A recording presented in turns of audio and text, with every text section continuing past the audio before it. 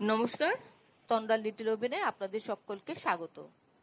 আজকে আমি আপনাদেরকে সকালের জলখাবারে একটা সবজি করে দেখাবো। এই সবজিটা করা একদম সহজ আর খেতে অসাধারণ লাগবে। কিছুই না, খুবই সিম্পল, সব কিছুই হাতের সামনে থাকে। আমরা রোজ দিনে এইভাবেই করি, কিন্তু একটু টেকনিকটা অন্যরকম। আসুন তাহলে দেখে নিই কীভাবে করলাম আমি এই সবজিটা। এখানে আমি দুটো সেদ্ধ করা আলু খোসা ছাড়িয়ে নিয়ে এসেছি। এই আলুগুলো দিয়ে আমি আজকে সবজিটা করে দেখাবো। প্রথম আমি একটা আলু নিয়ে তাকে ছুরি দিয়ে এইভাবে স্লাইস করে নিচ্ছি। দেখুন আমি কিভাবে করছি। তারপর ঘুরিয়ে আবার এই সাইডে আবার করছি।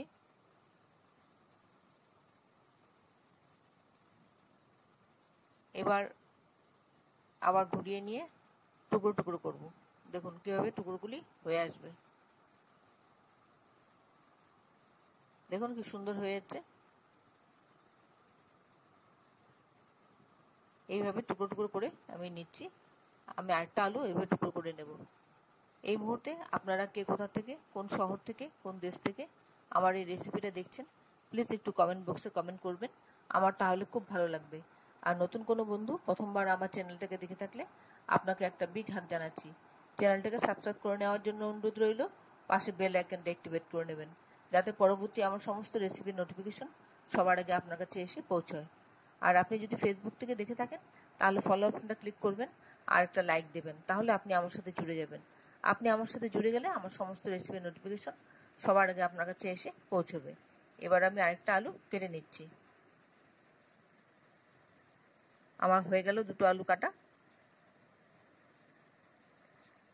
এবার এর মধ্যে আর যা যা লাগবে সেগুলো হলো, এখানে ক্যাপসিকাম আছে অল্পটুকু, আর পেঁয়াজ কুচি আছে ছোট একখানা, আর একটা কাঁচা লঙ্কা আছে। কাঁচা লঙ্কাটাকে আমি ছোট ছোট টুকরো করে নিচ্ছি। আপনারা যারা এখন পর্যন্ত আমার চ্যানেলটাকে সাবস্ক্রাইব করেননি, ঝটপট সাবস্ক্রাইব করে নিন। আপনাদেরকে আমাদের মাঝে দেখতে পেলে আমাদের খুব ভালো লাগবে। আমার লঙ্কাটা কুচি হয়ে গেল।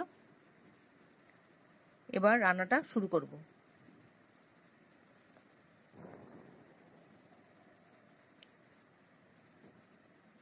কড়াতে সাদা তেল দেব।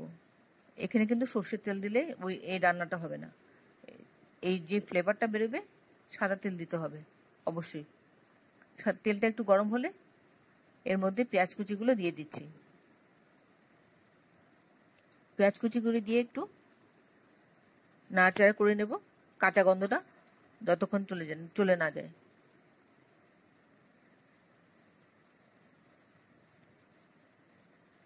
যখন কাঁচা গন্ধটা চলে যাবে তখন আমি এর মধ্যে কাঁচা লঙ্কা কুচিটা দিয়ে দেব। কাঁচা লঙ্কা কুচিটা দিয়ে একটু নাড়াচাড়া করে নেব। তারপর আমি এর মধ্যে দিয়ে দেব ক্যাপসিকাম কুচিটা। ক্যাপসিকাম কুচিটা দিয়ে একটু ভাজা ভাজা করে নেব। ক্যাপসিকামটা দেওয়া মাত্রই খুব সুন্দর একটা ফ্লেভার এসে যাবে, ভালো লাগবে, খুব সুন্দর একটা গন্ধ আসবে। একটু ভাজা ভাজা হয়ে যাবে সবকটা একসাথে।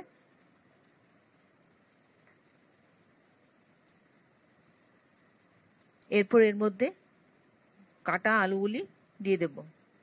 খুব সিম্পল, বেশি ইনগ্রিডিয়েন্টসও নেই, অথচ খেতে অসাধারণ লাগবে। এই ভাজাটা খাবেন।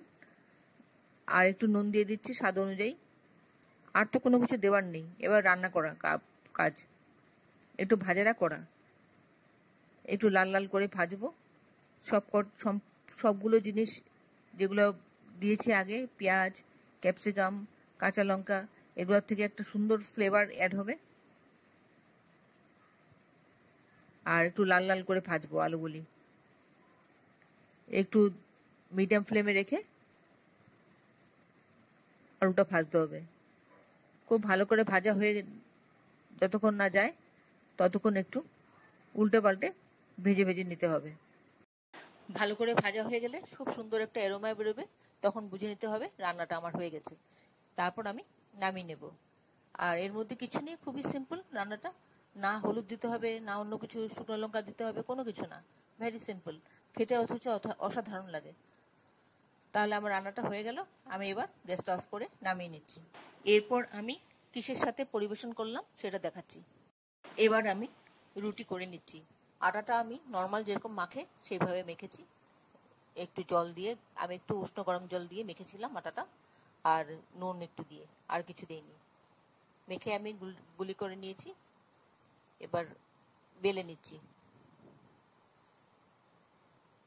রুটি করাটা দেখানো কোনো ব্যাপার না, সবাই পারে, তাও একটু দেখিয়ে নেওয়া যারা জানে না কিভাবে করতে হয় তাদের জন্য। আমি সারফেসে বেলছি। সারফেসে বেললে আমার বেশি সুবিধা হয়, জায়গা অনেক পাওয়া যায়, প্রচুর। আর অন্যদিকে আমি ওভেনে চাটুটা বসিয়ে দিয়েছি, একদম লো টু মিডিয়াম ফ্লেমে রেখেছি। এবার চাটুতে দিয়ে দিলাম একটা বেলে, আরেকটা ততক্ষণে ওটা যতক্ষণ একটু ভাজা ভাজা হচ্ছে ততক্ষণ আমি আরেকটা বেলে রেডি করে রাখছি। একদম সিম্পল সবটাই। সকালে জলখাবারে এর থেকে বেশি আড়ম্বর করা প্রত্যেক দিনের জন্য ঠিক নয়। একাধ দিন কোনো বিশেষ অনুষ্ঠান থাকলে, বিশেষ দিন থাকলে তখন আমরা করি, নানানটা কিছু করে খাই। এবার এর মধ্যে আমি আরেকটা দিয়ে দিলাম। নিচেরটা একটু ভাজা ভাজা হতে উল্টে দিলাম, উপরের দিকটা নিচে চলে আসলো এবার, আর এটাকে আবার উল্টে দিলাম। খানিকক্ষণ ভাজা ভাজা করার পর আবার উল্টে দিলাম। এবার একটা করে নেব আর সেকবো। যখন রুটি সেকবো তখন সবসময় বড় বার্নারটাতে সেকতে হবে, তাহলে তাপটা বেশি পাওয়া যায় আর রুটিটা বেশ ভালো করে ফুলে ওঠে। দেখবেন আমি কিরকম করছি, একদম গোল বলের মতন ফুলে যাবে। দেখছেন কি সুন্দর হলো। আশা করি ভালো লাগছে। যদি ভালো লেগে থাকে তাহলে একটা লাইক দেবেন, বন্ধুদের সাথে অনেক অনেক শেয়ার করবেন। আমি বাদবাকি রুটিগুলো এভাবে ভেজে নিচ্ছি এক এক করে। আর এতক্ষণ ধৈর্য ধরে আমার এই রেসিপিটা দেখার জন্য আপনাদেরকে অসংখ্য অসংখ্য ধন্যবাদ। আপনারা সকলে ভালো থাকবেন, সুস্থ থাকবেন, ঈশ্বরের কাছে কামনা করি। আর এই ধরনের নতুন নতুন রেসিপি দেখতে আমার চ্যানেলটাকে সাবস্ক্রাইব করে নেবেন, পাশে বেল আইকনটা অ্যাক্টিভেট করে নেবেন, যাতে পরবর্তী আমার সমস্ত রেসিপি নোটিফিকেশন সবার আগে আপনার কাছে এসে পৌঁছয়। দেখুন সবকটা রুটি কিন্তু আমার এরকম ফুলে ফুলে উঠছে। এভাবে করবেন, আপনার রুটিও এরকম ফুলে ফুলে উঠবে। সকালে জলখাবারে এর থেকে ভালো খাবার আর কি হতে পারে। আমি সকালে জলখাবারটা পরিবেশন করে দেখালাম আপনাদেরকে। আমি এখানে রুটি, সবজি আর আচার দিয়ে পরিবেশন করলাম। আপনি এর সাথে ফল রাখতে পারেন, মিষ্টি রাখতে পারেন, সেটা যার যার ব্যাপার, যার যার পছন্দ অনুযায়ী শেষে সেভাবে খাবে। চাও থাকবে এর সাথে। আপনাদের যদি কোনো প্রশ্ন থাকে আমার এই রেসিপি সম্পর্কে কমেন্টসে জানিয়ে দেবেন, আমি আপনাদের প্রশ্নের উত্তর দিয়ে দেব। এবার আমি একটু ছিঁড়ে খেয়ে বলছি কেমন হয়েছে খেতে। এমনিতে তো আমি খাই, মাঝে মাঝে বানাই আমি, আমার বাড়িতে সবাই পছন্দ করে এই রেসিপিটা। দারুণ হয়েছে, অবশ্যই একবার ট্রাই করবেন। তাহলে ভিডিওটা আজকে এখানে শেষ করছি। আবার দেখা হবে আপনাদের সাথে পরবর্তী অন্য কোনো এক রেসিপিতে। ভালো থাকবেন সবাই, নিজের খেয়াল রাখবেন, পরিবারের সকলের খেয়াল রাখবেন। নমস্কার।